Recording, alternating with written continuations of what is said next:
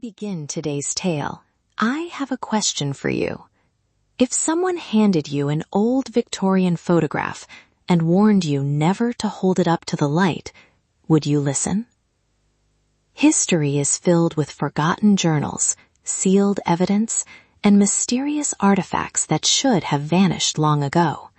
But every so often, something survives, not because it was meant to be found, but because no one dared destroy it. Today's story follows one such object, a single photograph, a family secret, and a transformation so disturbing that those who witnessed it spent generations trying to keep it hidden.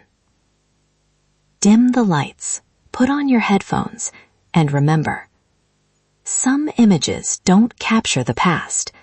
They wait for someone to look back. Welcome to 9 Lives of Fear. Don't tilt the plate toward the light. Tucked behind the brass frame hidden from casual view is a note scrawled in a hurried hand. It bears only 2 initials, E.M. and a date, the 3rd of November 1894, 2 days after the sitting this plate records, and so far as anyone in my family has ever worked out, the day the case was first sealed away. Held flat in one palm with the light of a safety lamp shining through it, the plate looks dark, like a tarnished daguerreotype reflecting the viewer through a haze, but tilt it some 45 degrees and the polished silvered copper surface gives up its secret. The mirror disappears, a figure emerges. My name is Daniel Mercer. My family goes back 5 generations, to my great-great-grandfather Edmund Mercer, who ran a small and rather questionable photographic studio on Wimpole Street during the reign of Queen Victoria.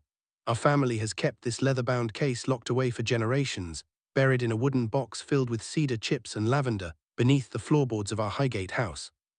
We were told it held nothing more than a strange chemical curiosity, that the silver compounds inside were poisonous. A comforting fiction, meant only to keep children from peering into the glass and catching the mind disease that afflicted Arthur Blackwood.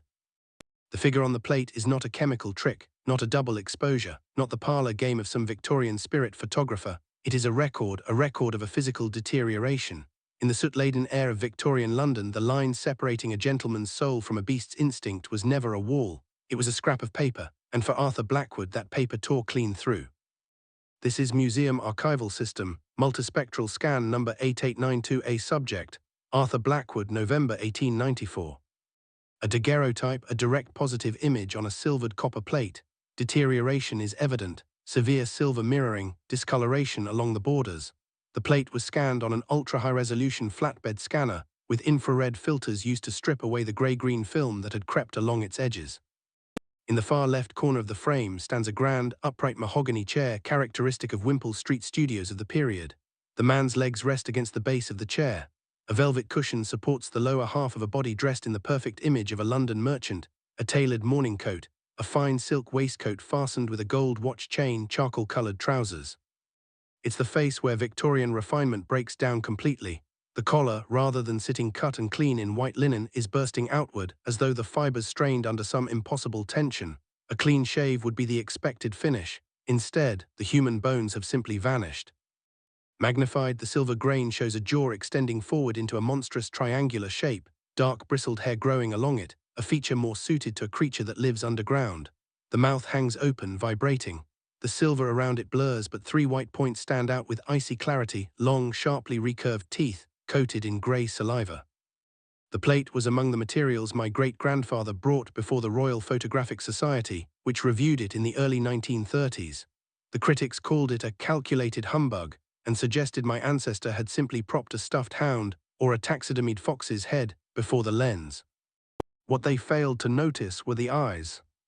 At the point where a human forehead should sit is a single dark eye, wet, round, deep-set, rimmed in thin hazel. It is unmistakably the eye of Arthur Blackwood, staring straight into the camera, fully conscious. That detail, the eye, is what the multispectral study confirmed, and it's what makes this plate impossible to dismiss. Arthur Blackwood was listed in the London directories of 1890 as a merchant of East India importations. He resided in a 5-story Mayfair mansion near Hyde Park, his fortune built on Indian black tea, Malayan rubber, and a discreet partnership with the opium houses of Limehouse.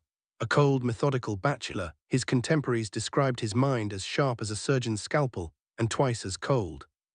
In December of 1893, His name stopped appearing on the Mayfair guest lists. I have in my possession the diary of Margaret Hensley, who served as his head housekeeper through the last dark months of his life. Her entries trace an extraordinary, terrifying decline. She writes on the 12th of October, 1894. Mr. Blackwood again refused his roasted mutton and demanded instead that it be served raw, still red with blood. I was slow to understand. I did not at first think it so very strange that a gentleman might want his meat undercooked. Only later did the wrongness of it settle on me. When I hesitated to bring it, he cursed me in a voice as dry and hard as I have ever heard, and I had no choice but to leave the tray and go. Within the hour I heard a loud, four-beat tapping on the parquet, followed by a scratching sound, like metal nails dragged across plasterboard. And on the 29th of October, The house has lost its smell of lavender and beeswax. It now reeks of wet dog and something wilder besides. The cellar door was locked from the inside, and beneath it came a low, regular thumping like the tail of some great animal beating against stone. Mary would not go down at first. She swore the whine she heard through the door was no ordinary dog's. Blackwood's evening habits had changed as well. A police constable reported seeing a man in a dark silk top hat pulled low, a woolen muffler wound tightly about his face, moving among the ratting dens frequented by the East End's poor, places like the Blue Anchor Tavern in Shoreditch. There on a raised wooden stage, rat-catchers loosed small terriers into pits of cages, while patrons wagered on how many sewer rats the dogs could kill in 3 minutes. Blackwood never wagered, never joined the betting. He only watched, his gloved hands twitching as though he felt the bites of the animals himself. to understand the terror captured in that Wimpole Street image, you have to understand what death and the devil meant to a Victorian mind. The age was steeped in Darwin's theory, and in Lombroso's notion of atavism, the idea that a man might throw back to some savage ancestor, a sinfulness written into the very bones. Dr. Henry Whitmore, a forensic pathologist whose work concerns abnormalities in historical remains, reacted strongly when I showed him digital copies of the plate, presented, to keep his judgment impartial as a piece of modern art. He said, If this is genuine, it shows an entirely different bone structure forming within moments. The zygomatic arch has flared outward, well past anything human. A human maxilla is relatively flat. Here it's elongated, more like a canine's, lengthened to make room for nasal turbinates no human skull possesses. For a living skull to reshape like that, the calcium within it would have to liquefy. The sutures where the bones meet would need to open and knit anew, all while the brain kept pulsing inside. He paused, then he added, What really bothers me is the exposure time. Even with the fastest plates available in 1894, you couldn't get an indoor portrait in under 5 to 8 seconds. If this man was transforming continuously through that whole exposure, his face should have blurred into an unreadable smear. But it hasn't. The bristles on that snout are razor-sharp, every follicle distinct. It looks as though the change happened in a series of rapid, discrete convulsions, each one holding still just long enough, a second or two at a time, for the plate to catch it before the next one began. In his view, this was no medical anomaly. It was a physical transgression, a scream given biological form and frozen in silver. Arthur Blackwood arrived at my great-great-grandfather's studio on the night of November 1st, 1894, when the air was thick with yellow pea-soup fog, thick enough to make a man feel he was breathing from a bottle of coal tar and sulfur. The smog turned the gas lamps into dull red-orange smudges. Edmund Mercer had only just begun gathering his bottles and jars when the studio bell rang. According to Mercer's journal, Blackwood did not walk in so much as shuffle. His heavy fur-lined overcoat swallowed his frame. A thick silk muffler was wound over the upper half of his face, leaving only his eyes visible. He said nothing. He simply pointed at the camera and pressed into Mercer's hand a leather purse heavy with gold sovereigns, far more than the cost of dozens of portraits. Mercer set up the camera, seated Blackwood, arranged the gas jets for a strong sidelight, and asked him to remove the muffler. Blackwood was reluctant. His gloved hands shook with a palsy that plagued him badly as he fought the knot loose. Mercer had nearly given up and reached for his dark cloth when the silk finally slipped free. Victorian photographers were accustomed to physical affliction, lepers in advanced stages, men disfigured by factory accidents, and so Mercer assumed at first that his client was a foreign leper. His notes describe a nose reduced to a wet, black leather-button surface. Blackwood drew a long breath and the leather twitched.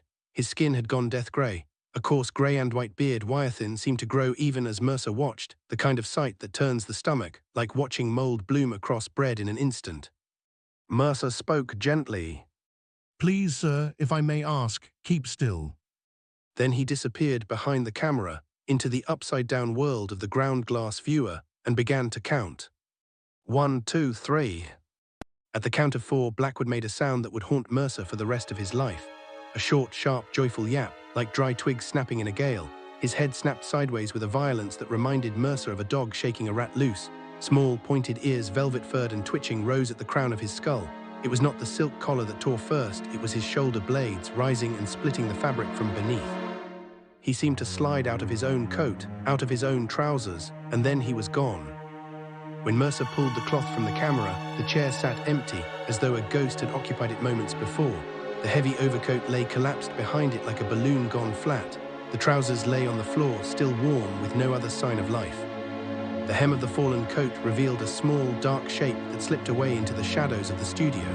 The room filled with the metallic scent of blood, mixed with the musk of a dog freshly risen from wet, freshly turned earth. "I searched every part of the room." The journal concludes. The only coal chute stood with its iron grate slightly loosened. The opening was no wider than 6 inches, far too narrow for a man's arm, let alone the rest of him.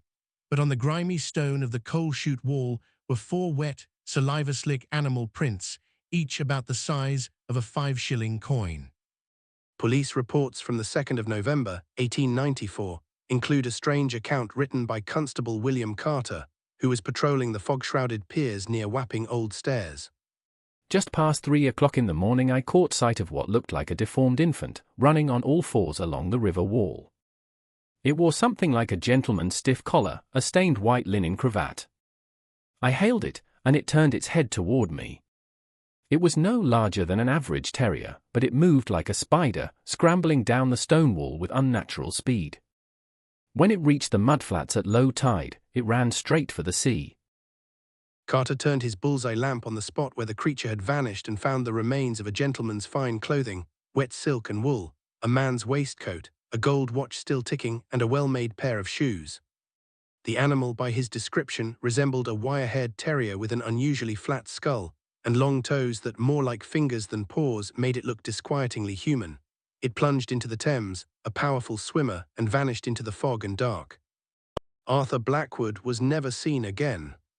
No body was ever found, no will either. His estate passed to distant cousins in Yorkshire who afterward refused to speak his name. In time, the Mayfair house was sold and its cellar filled in with concrete after successive occupants complained of an endless scratching from somewhere beneath the foundation, a sound that drove household pets to distraction, though there was no way in or out of that sealed space. The original plate rests on my desk as I write this. Modern methods have let me uncover secrets no 19th century society could have found. I scanned it at extremely high resolution and fed the image into an AI-assisted facial reconstruction program, the kind forensic teams use to rebuild faces from skulls pulled out of shallow grave. The process took 4 hours. The neural network struggled visibly with the anatomical contradiction it had been given. When the result finally resolved on my screen, I found I could not look away. What came back was neither dog nor man, but something caught in the very center of transformation. It was disturbingly convincing, thin skin stretched taut over reshaped bone, small ridges rising along the cheeks like the teeth of a comb, split nostrils opening onto raw pink tissue, a chin receding into a wet, furred throat. And one eye still entirely human staring back out of it, afraid and still alive. I know exactly who E.M. was, Edmund Mercer, my great-great-grandfather. What I don't know, what I may never understand, is what he saw during that sitting. Why he kept the plate hidden. Why he scratched warnings into the silver.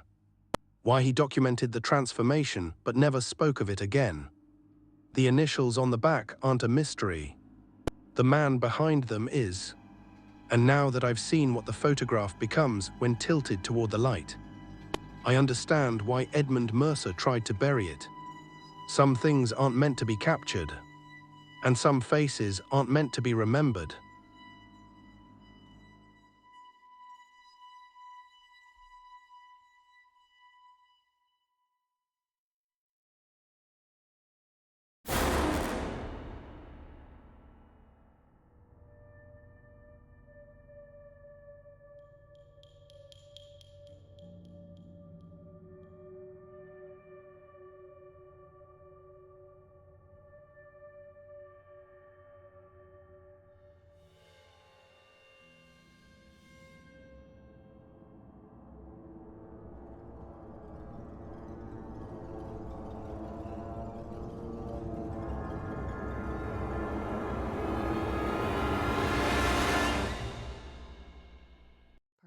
this, Edmund Mercer's photograph was nothing more than an elaborate Victorian deception.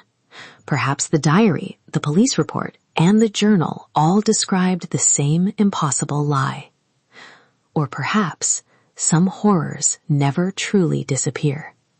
They simply wait inside forgotten boxes, dusty attics, abandoned archives, and neglected family collections until curiosity opens them once again. Edmund Mercer hid the photograph behind that brass frame, but the warning he carved into it was meant for whoever would find it after him. And if somewhere in an antique shop or the back of an old family album you happen to find a photograph that seems just a little too dark, a photograph that almost feels as though it's watching you, you may want to remember the warning. Whatever you do, don't tilt it. You've survived another tale from 9 lives of fear, but don't get comfortable. If the shadows whispered to you tonight, hit like before they whisper again. Share this video with someone who thinks they're brave. Let's see how long their courage lasts. And subscribe, because around here, every click feeds the darkness, and the darkness remembers. Where the shadows linger long after the story ends. Stay scared.